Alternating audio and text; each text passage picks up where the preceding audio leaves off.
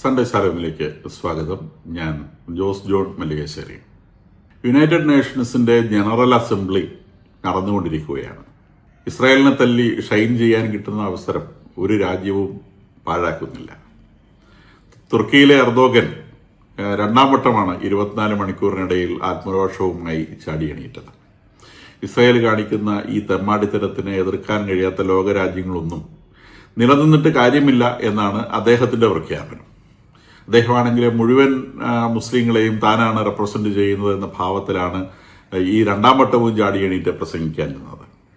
നമ്മൾ നേരത്തെ തന്നെ സൂചിപ്പിച്ചിരുന്നത് പോലെ ബ്രിട്ടൻ അടക്കമുള്ള രാജ്യങ്ങൾ പാലസ്തീനെ അംഗീകരിച്ചു എന്നുള്ളതാണ് ഈ യുണൈറ്റഡ് നേഷൻസ് ജനറൽ അസംബ്ലി മീറ്റിംഗിന്റെ ഇപ്രാവശ്യത്തെ ഏറ്റവും വലിയ പ്രാധാന്യം എന്ന് പറയുന്നത്. 10 രാജ്യങ്ങളാണ് ഈ അംഗീകാരത്തിൽ ഈ പുതിയ അംഗീകാരവുമായി മുന്നോട്ട് വന്നിട്ടുള്ളത്. നമുക്കറിയാവുന്നതുപോലെ 145 രാജ്യങ്ങൾ, ഇന്ത്യ അടക്കമുള്ള 145 രാജ്യങ്ങൾ പാലസ്തീനെ നേരത്തെ തന്നെ അംഗീകരിച്ചിട്ടുള്ളതാണ്. പക്ഷെ ബ്രിട്ടന്റെ അംഗീകാരത്തിന് മറ്റ് ഏത് രാജ്യത്തിന്റെ അംഗീകാരത്തെക്കാളും ഒരു പ്രാധാന്യമുണ്ട് എന്നുള്ളത് ശരി തന്നെയാണ്. കാരണം ഈ ഇസ്രായേൽ എന്ന് പറയുന്ന ഈ രാജ്യം രൂപപ്പെടാനുള്ള കാരണം തന്നെ പഴയ ഗ്രേറ്റ് ബ്രിട്ടനാണ്. പഴയ ഗ്രേറ്റ് ബ്രിട്ടൻ എന്ന് പറയുമ്പം ഇന്ന് ലോകത്തിലുള്ള ഏകദേശം 55 രാജ്യങ്ങളെ അടക്കി ഭരിച്ചിരുന്ന, ലോകത്തിന്റെ പകുതി കയ്യിലുണ്ടായിരുന്ന, സൂര്യൻ അസ്തമിക്കാത്ത സാമ്രാജ്യം ഉണ്ടായിരുന്ന ആ ബ്രിട്ടന്റെ കാര്യമാണ് പറയുന്നത്. ഒന്നാം ലോകമഹായുദ്ധം നടന്നുകൊണ്ടിരുന്ന കാലത്ത് 1917 അന്നത്തെ ബ്രിട്ടീഷ് പ്രധാനമന്ത്രിയായിരുന്ന ആർതർ ബാർഫോർഡ് സയനിസ്റ്റ് മൂവ്മെന്റുകാർക്ക് കൊടുത്ത ഒരു കത്തിലാണ് ഈ ഇസ്രായേൽ എന്ന് പറഞ്ഞ രാജ്യത്തിന്റെ രൂപീകരണത്തിന്റെ ബീജാവാപം നടക്കുന്നത്. അതിനെ ബാഫോർ ഡിക്ലറേഷൻ എന്നാണ് പറയുന്നത്. 1917 മെയ് മാസത്തിലാണ് ഇക്കാര്യം സംഭവിച്ചിട്ടുള്ളത്. അപ്പൊ അന്നത്തെ സയനിസ്റ്റ് മൂവ്മെന്റ് ലീഡ് ചെയ്യുന്ന ആളുകൾക്ക് ഇദ്ദേഹം ഒരു കത്ത് കൊടുക്കുകയും പാലസ്തീന പ്രദേശത്ത് ഒരു ജൂയിഷ് ഹോംലാൻഡ് സ്ഥാപിക്കുവാൻ ബ്രിട്ടൻ പ്രതിജ്ഞാബദ്ധമാണ് എന്ന് അറിയിക്കുകയും ചെയ്തതോടെയാണ് അവിടെ ഒരു രാജ്യം രൂപപ്പെടും എന്നുള്ള കാര്യം വരുന്നത്. ആ സമയത്ത് ഓട്ടോമാൻ എംപയറിനെതിരെ ദി ഗ്രേറ്റ് അറബ് റിവോൾട്ട് നടക്കുകയാണ്. അതായത് അറബ് രാജ്യങ്ങൾ മുഴുവൻ ഓട്ടോമാൻ എംപയറിനെതിരെ സമരം ചെയ്യുകയും യുദ്ധം ചെയ്യുകയും സായുധ സമരം ചെയ്യുകയാണ്. അപ്പം ഫസ്റ്റ് വേൾഡ് വാർ നടക്കുന്നു. ഓട്ടോമാൻ എംപയർ ജർമ്മനിയുടെ ഭാഗത്ത് ചേർന്നുകൊണ്ട് ബ്രിട്ടന്റെ നേതൃത്വത്തിലുള്ള സഖ്യകക്ഷികൾക്ക് നേരെ യുദ്ധത്തിൽ ഏർപ്പെട്ടിരിക്കുകയാണ്. ആ സമയത്ത് ഈ ഓട്ടോമാൻ എംപയറിനെ പരാജയപ്പെടുത്തുവാൻ വേണ്ടി അറബ് രാജ്യങ്ങൾ ഒന്നിച്ച്, അറബ് പ്രദേശത്തുള്ള കൊച്ചു രാജാക്കന്മാർ ഒന്നിച്ച് ഓട്ടോമാനെതിരെ റിവോൾട്ട് സംഘടിപ്പിക്കും. ഇത് മുഴുവൻ ഓട്ടോമാൻ എംപയറിന്റെ കീഴിലാണ്. അറബ് പ്രദേശങ്ങൾ മുഴുവൻ, എൻ്റെ അറബ് പെനിൻസൂല എന്ന് പറയുന്ന പ്രദേശം മുഴുവൻ ഓട്ടോമാൻ എംപയറിന്റെ കീഴിലാണ്.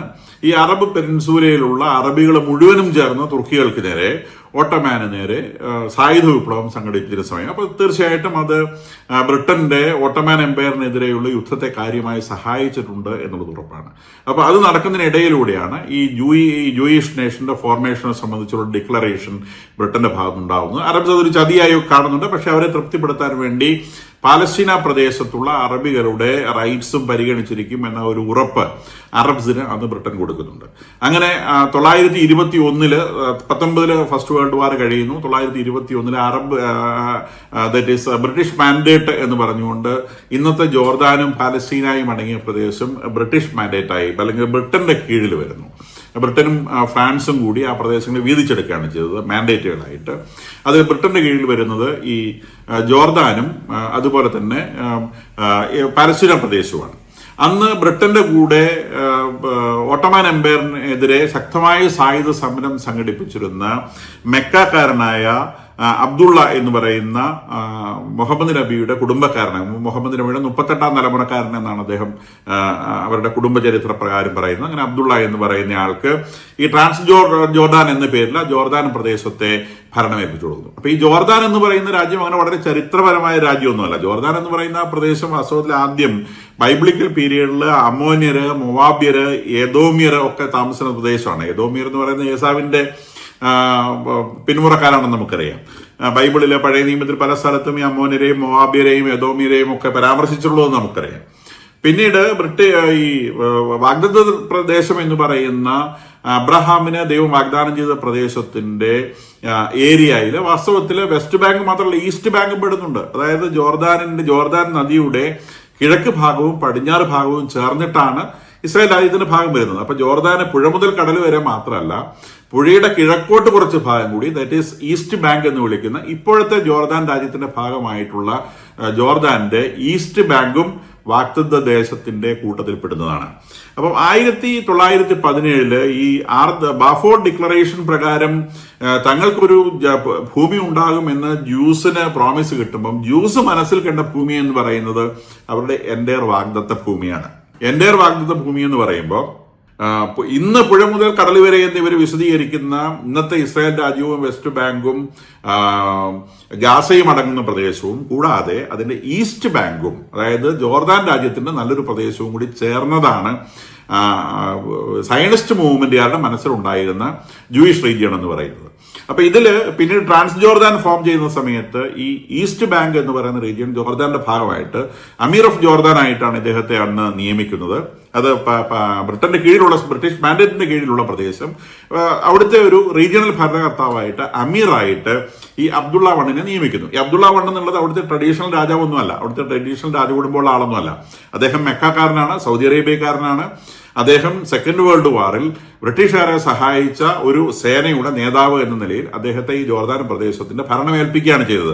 അങ്ങനെ ട്രാൻസ് ജോർദാൻ എന്ന് പറയുന്ന പ്രദേശത്ത് ഈ അബ്ദുള്ള രാജാവ്, അവര് കിങ്ഡമാണ്, അവര് പരമ്പരാഗതമായി മുഹമ്മദ് നബിയിൽ നിന്ന് പിന്തുടർന്നു വരുന്ന രാജാക്കന്മാരാണ്. അപ്പം ആ രാജത്വത്തിന്റെ പിന്തുടർച്ചക്കാരെ എന്ന നിലയിൽ അബ്ദുള്ള വണ്ണിനെ ഈ ട്രാൻസ് ജോർദാൻ എന്ന് പേരിട്ട പ്രദേശത്തിന്റെ അമീറായിട്ട് നിയമിക്കുന്നു. 1946 ഈ ട്രാൻസ് ജോർദാൻ ബ്രിട്ടനിൽ നിന്ന് സ്വതന്ത്രമാകുന്നു.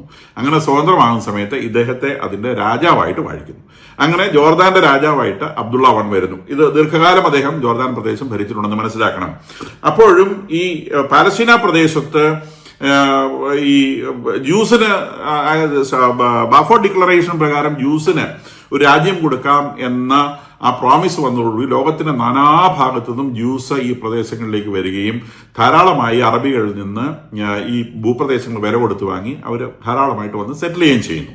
അങ്ങനെ ഇവിടെ ജ്യൂസിന്റെ എണ്ണം വർദ്ധിക്കുന്നത് 1930കളിൽ അറബികൾ തിരിച്ചറിയുകയും അങ്ങനെ 1936 അറബികളും ജ്യൂസ് തമ്മിൽ നേരിട്ട് കോൺഫ്ലിക്റ്റ് ഉണ്ടാവുകയും ചെയ്യുന്നു. അങ്ങനെ പാലസ്തീന റീജിയനിൽ അറബികളും ജോർദാൻമാരും ഈ അവിടെ താമസക്കാരായിരുന്ന അറബികളും ഈ ഇവിടെ വന്ന് ഭൂമി വിലയ്ക്ക് വാങ്ങിയ ജൂതന്മാരും തമ്മിൽ ഉണ്ടായിട്ടുള്ള 36 മുതൽ 39 വരെ ഉണ്ടായതിനെ അറബ് റിവോൾട്ട് എന്നാണ് പറയുന്നത്. അപ്പൊ അത് അറബികളും ജൂതന്മാരുമായിട്ട് മാത്രമല്ല, അവിടെയുള്ള അറബികൾ ബ്രിട്ടനെതിരെയും റിവോൾട്ട് ചെയ്തു. കാരണം ബ്രിട്ടന്റെ സഹായത്തോടെയാണ് ഇവരിവിടെ വന്ന് താമസിച്ചത് എന്ന് ഉള്ള ഒരു വിരോധപ്രകാരം ബ്രിട്ടനെതിരെയും അവർ റിവോൾട്ട് സംഘടിപ്പിക്കുന്നുണ്ട്.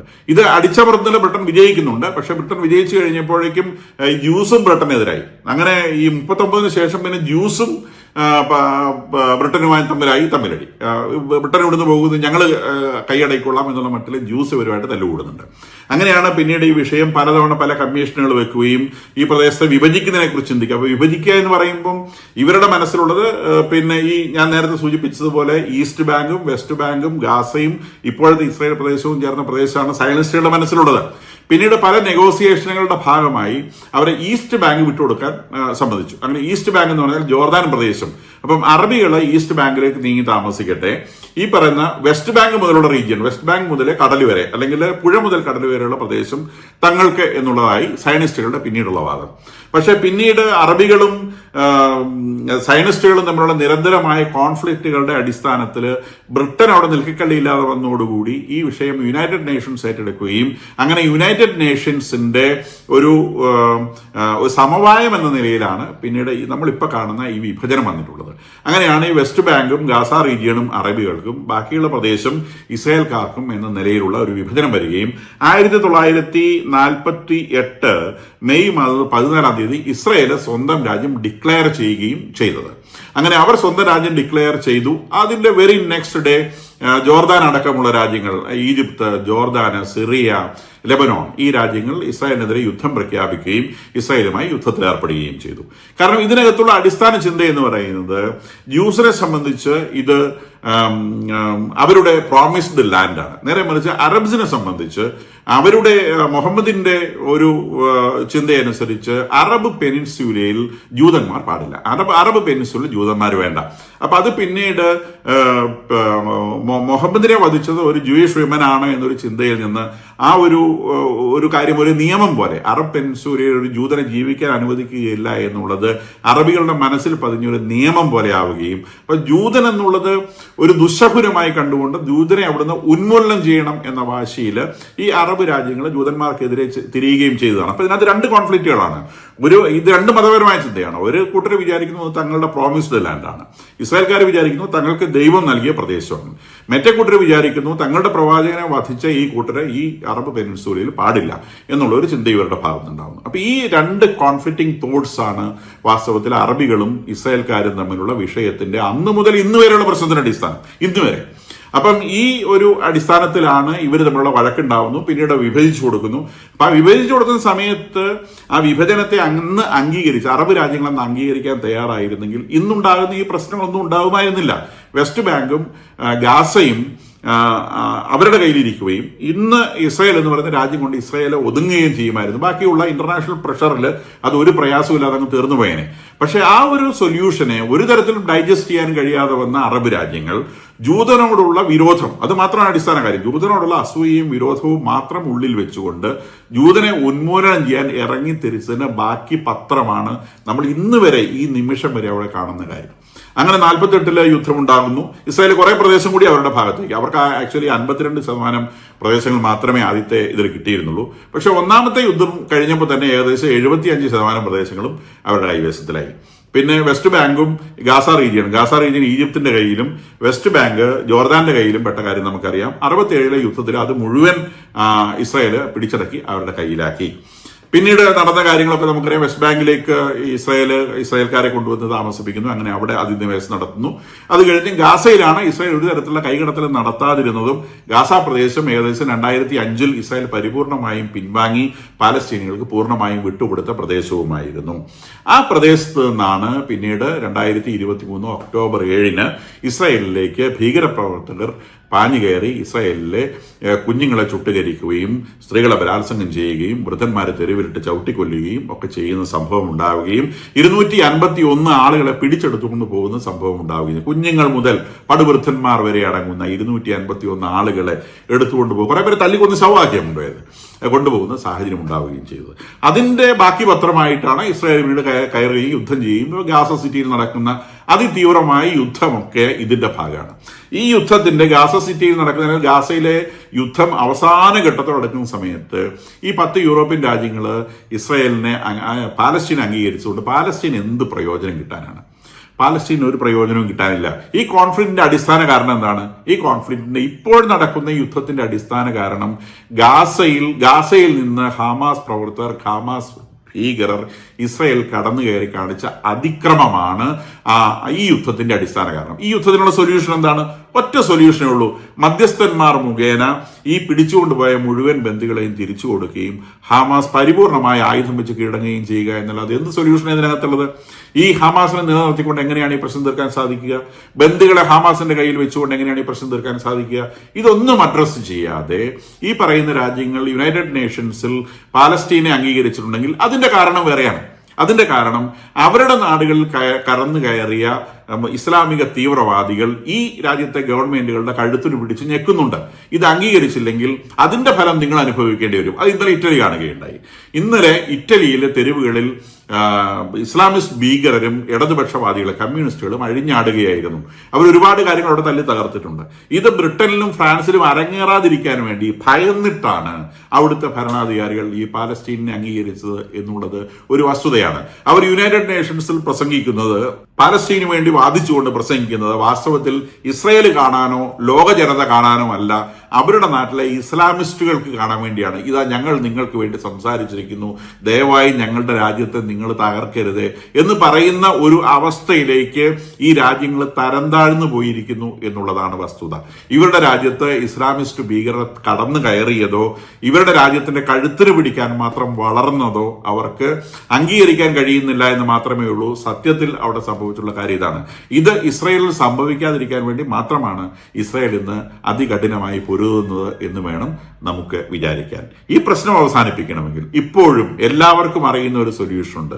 ബന്ദികളെ തിരിച്ചു കൊടുക്കുക, ഹമാസ് കീഴടങ്ങുക.